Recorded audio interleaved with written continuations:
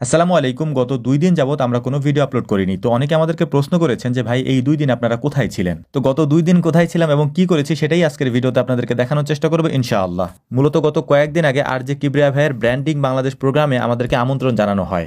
RJ Kibria ভাইয়ের সাথে আমাদের এই অনুষ্ঠানটি ফেব্রুয়ারির ৪ তারিখে অনুষ্ঠিত হওয়ার কথা ছিল। তো এইজন্যই মূলত হচ্ছে আমাদের ঢাকার উদ্দেশ্যে রওনা দেওয়া। এমনিতে যেহেতু আমি খামারের কাজ করতে, করতে সময় তেমন একটা পাই না, আমার কোথাও যাওয়া হয় না। কিন্তু আরজে কিবরিয়া ভাইয়ের এই অনুষ্ঠানটা আমার নিজেরও খুব পছন্দের, যে কারণেই আমি এখানে অবশ্যই যাব। এটা আমি আগে থেকেই ঠিক করে রেখেছিলাম।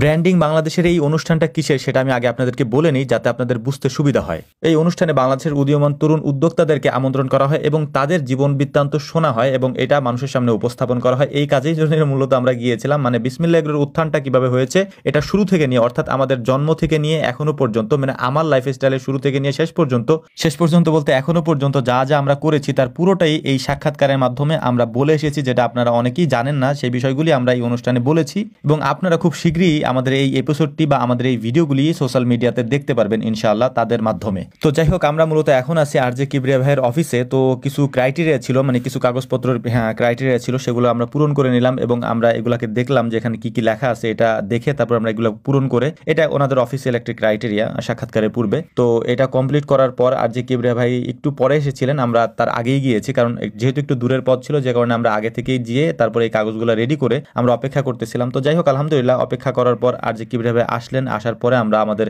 কাজ শুরু করলাম মূলত সাক্ষাৎকারে। তো সাক্ষাৎকার আমরা মোটামুটি ২ ঘন্টার মতো আমাদের সাক্ষাৎকারটা কমপ্লিট হলো। এরপরে ভাইয়ের সাথে অনেকক্ষণ পর্যন্ত আমরা গল্প করলাম। আরজে কিবরিয়া ভাইয়ের সাথে, যেহেতু ২০০৮ সাল থেকে আমি তাকে চিনি, আমার খুবই পছন্দের একজন মানুষ এবং এরকম একজন মানুষের থেকে আমন্ত্রণ পাওয়াটা আমার জন্য অনেক বড় একটা ব্যাপার ছিল। এর কারণ হচ্ছে যে অনেকেই হয়তো আমাদেরকে আমন্ত্রণ করতে পারেন তাদের অনুষ্ঠানে কথা বলার জন্য, কিন্তু আমরা স্বাচ্ছন্দ্য বোধ করতাম এবং মনে মনে চিন্তাও করছি এটা যদি আমাদেরকে কেউ কোনোদিন ডাকে তাহলে আমরা আরজে কিবরিয়া ভাইয়ের অনুষ্ঠানেই যাব, যদি উনি আমাদেরকে ডাকেন। তো উনি আমাদেরকে ডেকেছিলেন, আলহামদুলিল্লাহ। এটা আল্লাহ তাআলার অশেষ কৃপা যে আমরা যেটা চেয়েছি আল্লাহ তাআলা সেটাই আমাদের মনের আশা পূরণ করেছেন এবং এরকম একটি অনুষ্ঠানে আমরা আমাদের কথাগুলি বলতে পেরেছি এবং ওনারা আমাদের কথাগুলি শুনেছেন, যেটা তরুণ উদ্যোক্তাদের ক্ষেত্রে অনেক বেশি মানে ইন্সপিরেশনের একটা কারণ হবে।